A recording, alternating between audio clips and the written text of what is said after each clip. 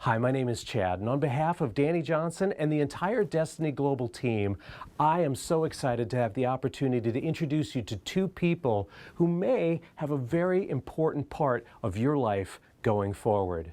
See, for over 30 years, Dani Johnson has been teaching people the skills, the tools, the knowledge that they need to build the successful life of their dreams. No matter what success looks like to you, we want to help you get there. And it's been our privilege, our pleasure, and our passion for all these years to help people like you get to the life that they have in their hearts to fulfill. Here at Destiny Global, we're in a season of transition. See, Dani has some things in her heart that she wants to do that don't involve running a company. And so she brought in someone really, really special, someone with some amazing credentials that include some of the biggest companies in the world, names that you use every day possibly. She brought him in here to provide leadership and vision and direction to this organization for the coming years. We're so excited that you get to be a part of that. So now it's my privilege to introduce you to not just one person, but to two people. A power couple, if you will, people who have a heart for you as a client to see you build the life of your dreams, a heart for this team to see us become all that we can be, and a heart for this message of success, of working with people, working with money, and building businesses that last a lifetime and create dynasties that last for generations. So it's my privilege right now to introduce you to our new CEO and his wife, Ken and April Brown. Watch this. Hi, I'm Ken Brown. I am the CEO of Destiny Global, and what that means to me is I get to lead an organization, set the vision, and carry out really the mission, which is to touch 100 million lives by 2035. And that is the sole focus of this organization. I was actually the CEO of another company. My wife had heard about Dani from a friend and heard how wonderful the training was, because it was someone talking about business, but it was business and so much more. I just realized that we really needed some skills. We were lacking something that we really needed. And I remember, and I had been looking for myself for some business skills, but I remember hearing a testimony specifically about just how someone had gotten help with their marriage, specifically with business. And we were in the process of beginning a company together. Well, it quickly got off the rails as we started trying to communicate together. We went to our first meeting, and I thought the meeting was fantastic. And he thought it went beautiful. He thought it was amazing. And I was like, I'm out, I'm done. And it was at that point that I realized as husband and wife, we could communicate around some things, but probably not to the level that I thought it was. That was the beginning of me beginning to look at things through her perspective and understanding that my way was not always the right way. My approach, just because I had done this or that, it really is irrelevant. It didn't matter if I had made $10 or $10 billion, I wasn't hearing her heart. And so that set into motion where I just had a tickle in my spirit saying, you need to be more open. So the first event happens, and it's going to be in San Diego. And I love San Diego. So she was trying to push, it was the end of the year, I believe in 2017, the end of the year 2017. And I just could not make it happen with all the schedules and deadlines and things we had done and board commitments. Kept talking about it as it got closer. He was like, you can go, but I just don't feel like I can go. At this moment, kept giving me about his work, and we had a home church and all these things at the time. So, like, it passed. I was sitting in and I watched some live events and I was eating bonbons. I was watching, like really feeling this like real desire to go and be a part of this. Well, during this event, they hear it's coming to Frisco, Texas, which literally the event in the Hilton in Frisco was 15 minutes from my front door. I ran into the other room as soon as I heard, and I was just like, oh my gosh, she's gonna be in Dallas, we've gotta go. It's like right by your house. And I'm just thinking in my mind, there's no way you can say no. So we got signed up, we went. You know how you have a bad date when you were dating and you would have an out? Well, I had an exit planned for the event because there was gonna be an urgent need that I was going to just, send somebody a 911 text. And they were going to text me back and say, we have an urgent need, I need you to come help. The first 2 hours of that event, I sat speechless. And how that began to challenge me in my spirit is, well, am I doing this well? Well, yeah, I've got the business side covered, don't need to hear any of that. But when she started talking about the personal stuff, it began to hit me. Not only was I not doing this at home, but I wasn't doing some of this at work either. And needless to say, I never sent that. On that Friday night, she said, well, we're going to go back to the spiritual equipping again. I was making excuses why I wasn't, because we went home. We didn't stay at the hotel because we live so close. So many people don't know this, but I'm also a pastor. I went to seminary, and was pastoring a home church at the time, and really said, you know what? I don't think that's for me. She tends to be a little loud. She tends to be so. I just think that I'm gonna lay back tonight. That first night, he just kept saying he wasn't gonna come back that night for the spiritual equipping, and I wanted to get upset, but a lot of the teaching, he was like, you know what? I'm just gonna. We got him here. He's yours. Like whatever. I can't do anymore. And then I just really realized that this is something that yeah, God's got him and he's gonna show him what he needs, and I just need to focus on myself. Well, got a little tickle and said, you need to go. I told April, I got dressed, changed for that night, and said, all right, I'm ready to go. She was shocked. You're gonna come with me? I said, yeah, because this was an optional thing. So I go that night, and Dani begins to give a talk that she's very hesitant to speak about, which is tithing. But it's not what most people would think for me.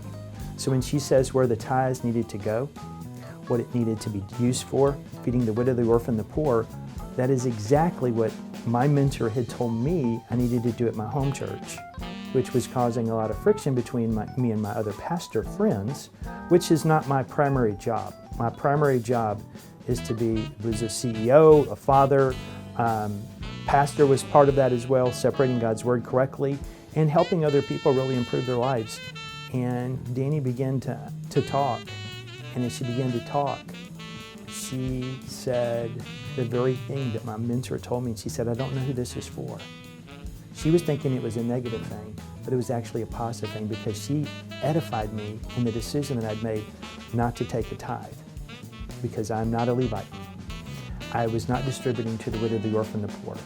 So we plugged into KRF. That was the first thing actually we heard about from April was the organization KRF. So that was the first ever introduction to Dani, and it was before First Steps. So we had actually started contributing part of our tithe to King's Ransom before we ever attended. From day one, it just changed everything for me. Just my conversation, how I talk to him, how I communicate with him. We went from not being able to have a conversation for 10 years without an argument about finances to we meet regularly every week about our finances.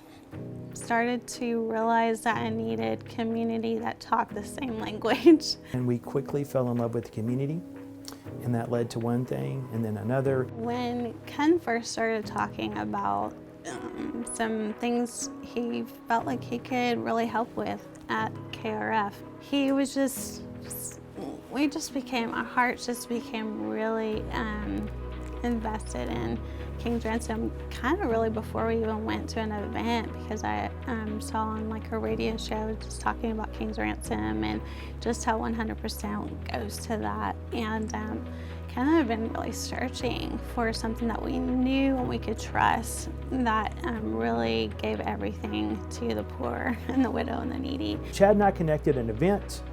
Chad has let known that there's some things going at KRF, there's website troubles, there's some things going on. Next thing leads to a conversation. I think Chad was just asking him questions and just about what he did, and so it just kind of really evolved from there of him just well, maybe I could help with this. So yeah, he started helping with that, and his desire was to really help in a way that that could really make increase the giving and the opportunity there. So he started working on the website. The fact is that we knew that we wanted to gift a large portion of this, but we wanted KRF to have some ownership in it too. So we donated 90% of the cost of the new platform, and KRF paid for 10%. And we were able to find a solution, and it was through that in a series of meetings that relationship began to be formed, trust began to be formed, and how we worked together, how we interacted, my family's interaction, just the whole process was pretty amazing. And the next thing you know, we have KRF up and running with a new platform, and it has been a blessing to the organization. Quite frankly, it's been a blessing to us as well, because that really opened the door to walking across the street and start working with Destiny Global, or DaniJohnson.com. There was some things in his personality. It's a Ruby. So he really, was gonna be pulled to go like, hey, is there anything over here that I can do? And just conversations that were happening toward going toward DJC and toward Destiny Global and doing the things over there. And I was like, no.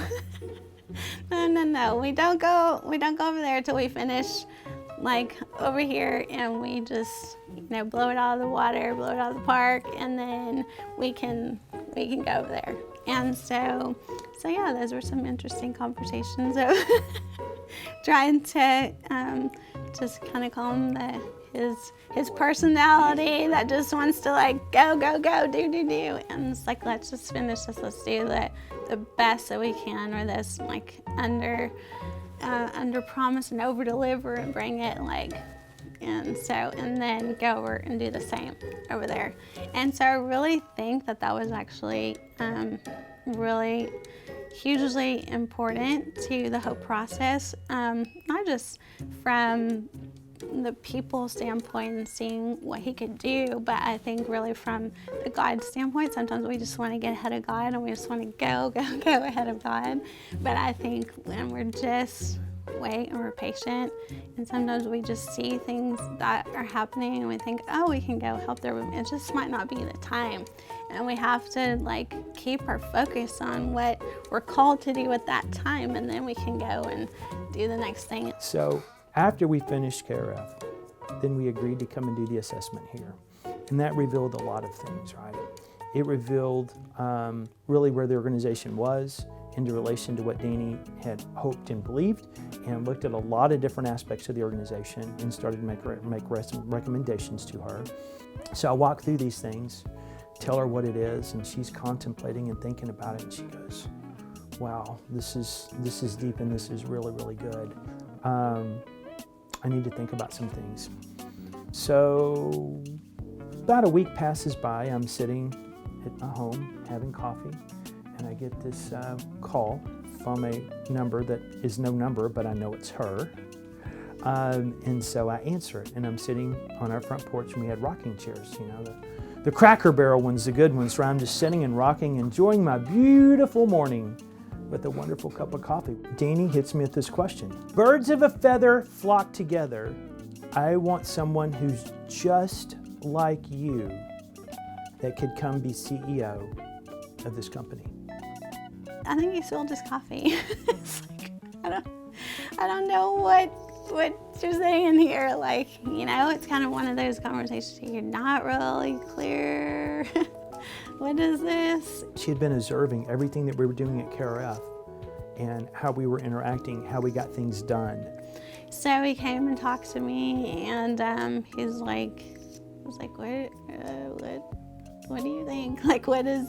What do you think is going on here? And so clearly didn't know if it was a clear question or if it was, he's like, you know what, I'm just gonna pray that God would bring to mind if there is someone. I told her, I said, I know several people that are similar to me, but they're not gonna move to Kerrville, and they're already CEOs of major organizations. Well, what Dani didn't know is April and I were in the process of knowing that we needed to sell our home, and we were gonna move to Prosper, Texas. Who can't love a town called Prosper, Texas? We were going to just, do our thing.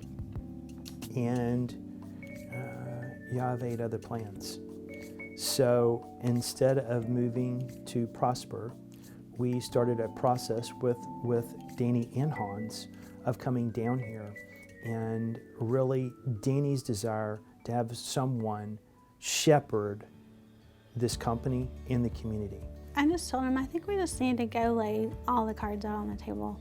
Like, just go have a meeting with Hans and Dani. And so he called her back and just said, hey, I'd really like to just talk to you more about this. And so we set up a meeting, and so we drove down here, I set up a meeting. We talked with them for almost 3.5 hours or something, like just sitting. I think we even closed down the place where we were eating lunch at, and just discussing and laying it all out on the table, just like, what does this mean?